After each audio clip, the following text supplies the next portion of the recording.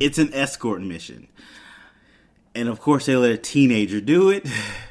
That's always the best way to go. So let's talk about it.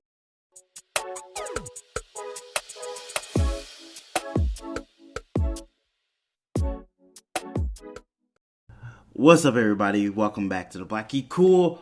We're talking about episode 4, Neil Armstrong, Eat Your Heart Out of Invincible. We're going to be spoiling this, so if you haven't watched it, go ahead and pause it, go watch the episode, and come back. Also, hit that 5 stars if you're listening to the audio version of this on whatever podcast app you're listening to. Hit the like button if you're listening to this on YouTube as well. With that all out the way, let's go ahead and dive into this. Like I said, we will be spoiling it, so hope you do. Hope you watch the episode. I am going to do these reviews a little differently. I'm not going to do a full recap of the episode per se. I'm going to just hit you with a couple bits and pieces that I like. So I'm kind of be jumping all over the place. So just wanted to make you aware of that. So we get the twin.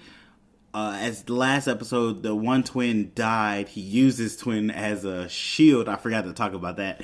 He used him as a shield when he was escaping. So now he's about to, reclone his twin. He's getting all the pieces together. I don't know his name. I forgot his name 100%, the blue guy. He's getting all the pieces together. He's taking his own blood. He's putting food in there for the twin so it grows. But while he's doing this, Robot, who is the leader of the new Guardians, is watching how he does this, which is very weird because at the end of this episode, Robot does take Rex's blood, and he's holding the vial, and he's talking to this weird thing in this capsule, and he's like, Phase 1 is complete. So I don't know what's going on there. Like I've said before, I haven't read this comic book, so I don't know the whole story. So I'm learning as I go. I don't know what that guy is or what that monster might be or what's going on with Robot, what his underlying meaning is or what he's trying to do. But I'm very interested, interested. What's his name? Damien Darkblood, the demon detective guy. Omni-Man goes to his house or to his office, and he's like, he sensed Omni-Man coming or something. He's like, I wonder how long it would take you to come here. Omni-Man's like, look, you're scaring my wife. You need to stop this. I didn't kill the Guardians. You need to know that. And he was like, no, you killed the Guardians. And your wife is starting to suspect something. How long before your son suspects something? And he's like, who do you think they're going to believe, you or me? He basically like, look, I don't want you around my family again. You come around again, I'm going to have to throw them hands at you, basically. And Darkblood's like, look, I'm not going to stop what I'm doing. So, yo move, bruh. And Omni-Man just like flies off and stuff. It was crazy. He was like, he's trying to protect his little secret, which I still don't know what it is. I think he's there. I don't think he's there to destroy the world. I don't know what he's there to do, because he could easily destroy the world with no hesitation. So I'm not 100% sure what his plan is, but he is definitely upset. Dude is on top of him. While he's doing that, his wife Debbie was talking to the speedster guy's girlfriend, and she's like, look, I think it's the GCB or something, whatever the police the superheroes are called, that Silas works for. She was like, oh, they're lying. They know who did this. They're covering it up. That's why I'm going back to Moscow. I don't want to deal with this anymore. She's asking Debbie to sell her house. Debbie's like, I don't know her speedster's boyfriend that got killed. She was like, did he ever lie to you? And she was like, yeah, superheroes always lie. The issue is I believed him when he said everything was going to be all right. So we know Debbie's starting to suspect something of Omni-Man. She's very curious because she was Googling on Darkblood, doing a little research for him. which is kind of interesting to see that she, after all this time, she's like, well, that was weird. Like, has Omni-Man not did any weird stuff throughout this whole time?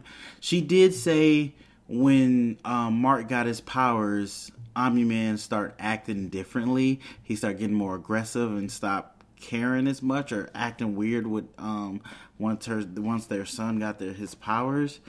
And now he's talking about like his people, which I learned is, I'm probably gonna pronounce this wrong. Viltramites,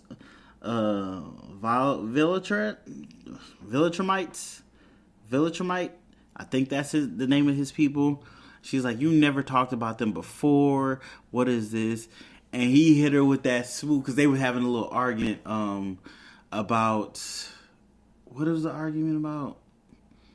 I think it was an argument that because Mark ended up going to Mars in place of Omni-Man, but we'll talk about that in a second. But during that argument, he was like, look, I'm just terrified. I almost got killed. The Guardians are gone. I never thought I would have a family with you and Mark, and now I'm scared. I want to protect you guys. He hit it with that smooth cover-up, and he was like, look, we need to go out. We need to get back to us. Let's go where we went on our first date and stuff. He hit it with the smoothness, the straight, I'm cheating on you, but baby, you mean the world to me. He hit it with the smoothness, and they went to, I think it's Paris, into this restaurant, and he was like, look, I just want to focus on you and Mark, my family, keep us together, keep us strong. I just need to know that you trust me. And while he's saying that, this dragon is attacking some building, and she's like, go do that. He was like, no, I need to hear you trust me first. And she said, yes, I trust you. And he was like, cool. And he sat back, relaxed. And she's like, aren't you going to get the dragon too? Like, I'm on vacation. Let Cecil deal with this. Let him earn his pay. Like, so these are signs this man is really not giving a F. Because he just told Mark, like, he was like, hey, if humans didn't have us, they would destroy themselves. Like, he told Mark this when they were doing a training, which in the beginning of the episode, they did this thing where this guy was trying to get some mystical thing from this pyramid. He had these guys digging stuff up, and he was just about to get it, and I guess Mark was flying too low, kicked up some dust, closed the sarcophagus, and stopped the dude from getting it, all on accident. It was hilarious. But they went to the top of Mount Everest, and Omni-Man was talking about how he was like, I forget how beautiful Earth is. And he was like, Earth is so great, but human beings are always trying to destroy it. Good thing we're here now. So it's like, he's not trying to destroy Earth. Maybe he's just trying to wipe out all humans to keep Earth as like a side planet or something. I don't know. The mystery there is really interesting. But then let's cut to Mark going on a date with Amber, the chick voiced by Zazie Beetz. He met in school. She was the chick that actually he was trying to stop a bully from messing with, which she ended up beating up the bully anyway, so he didn't really do nothing, but she was still feeling him. She liked that he stood up and took them punches. So they went on a date, first kind of date, technically second date, because they already had a date in his room, but first kind of date outside.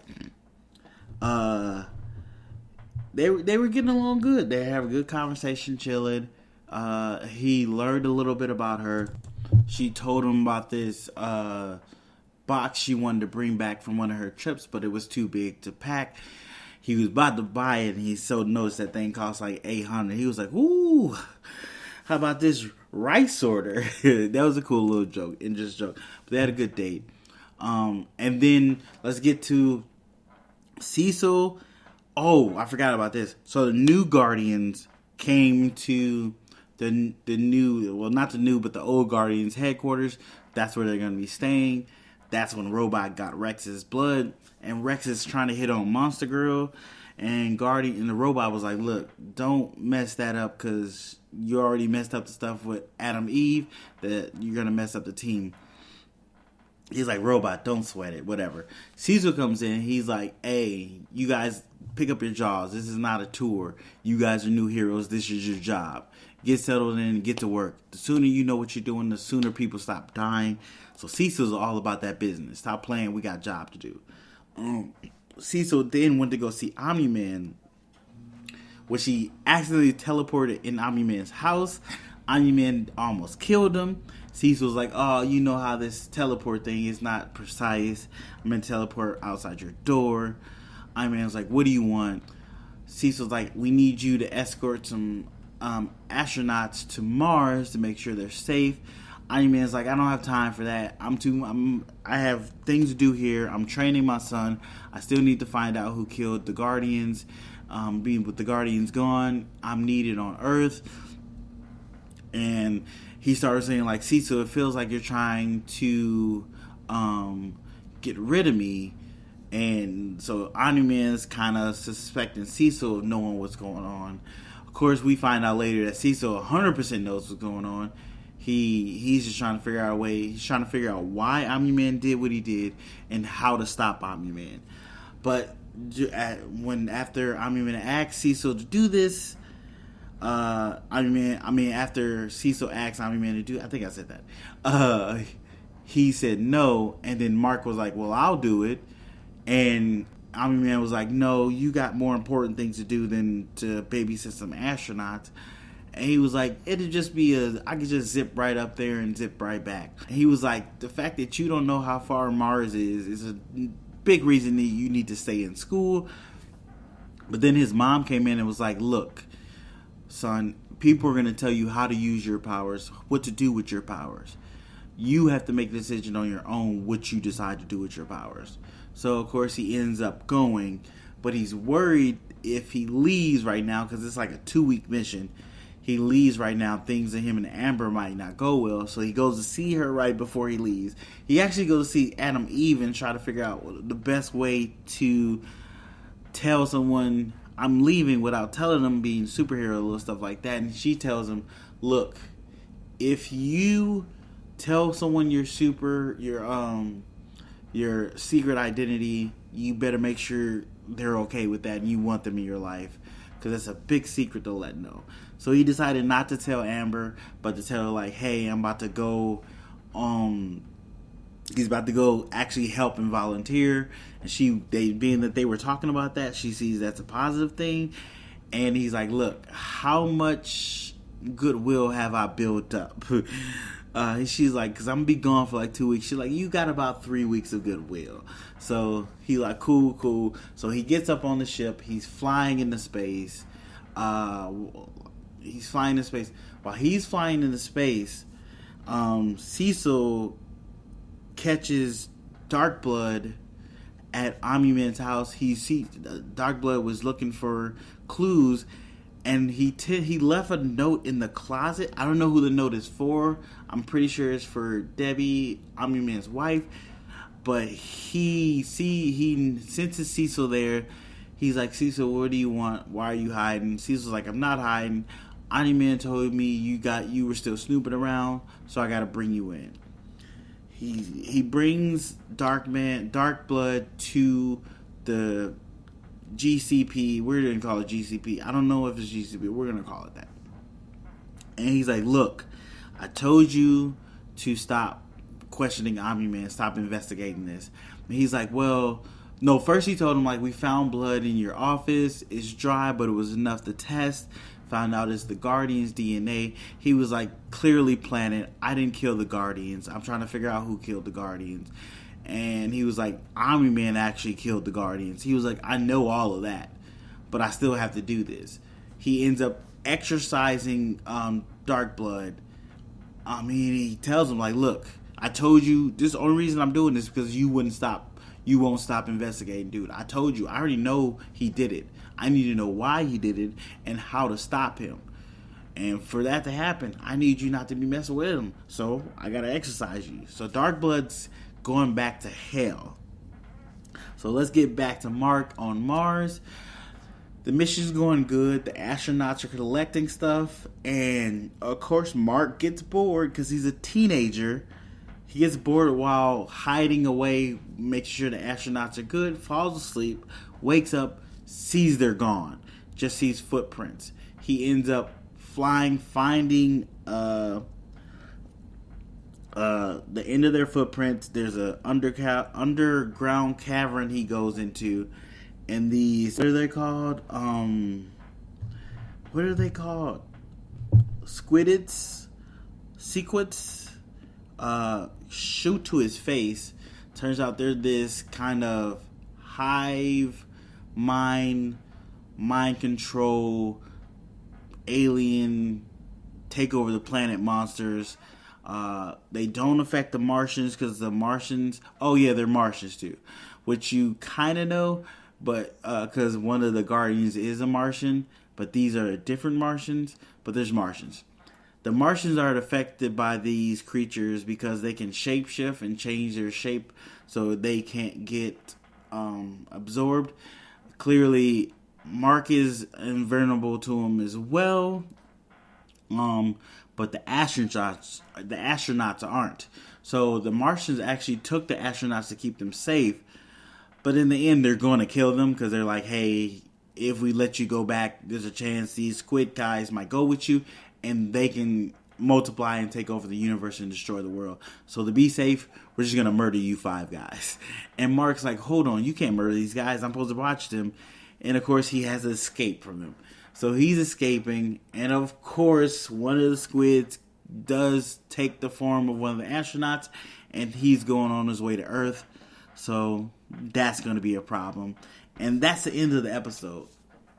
Episode was really good. I liked it. One thing, the animation looked different. It looked a lot more computer generated and a lot more stiff. I don't know if it was a budget thing, but it was very noticeable right away. That was a little irritating, but everything else was good in the episode. I still like the show, really feeling it. Love the mystery aspect. Love learning about these new characters, these worlds, powers, and abilities. Trying to figure out what's going on with Omni-Man. And I can't wait to see. I don't even know if we're going to see it all in this season when Mark realizes Omni-Man is not, well, his dad is not who he say he is, and what his big secret is. I can't wait for that. Super excited. But yeah, that is the end of the review. Thanks for listening, guys. Go check out some more reviews. Go check out the podcast. And thanks for listening, and I'll see you guys in the next one.